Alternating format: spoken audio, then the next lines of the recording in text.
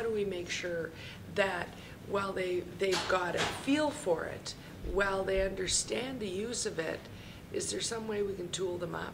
And where we're failing right now, and this is a challenge, what we're failing at right now is we rely on things like the federal CAP program, which is Computer Access Program, which means put a bank of desktop computers in a building somewhere and you go and you sign in to use them. We have that in our library, we have it in some high schools, but if you've already disengaged from high school, you're not going back in to sit at a desktop. You're just not doing it.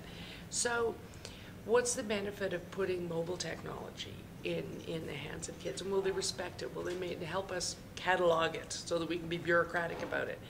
We have yet to really tackle that.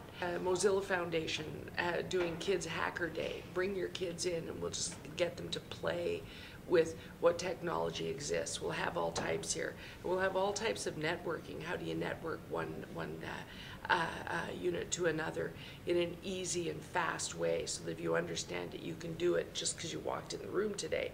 You're not setting it up permanently. Those types of innovations that exist, we need to put them in young hands and lower income hands as quickly as possible.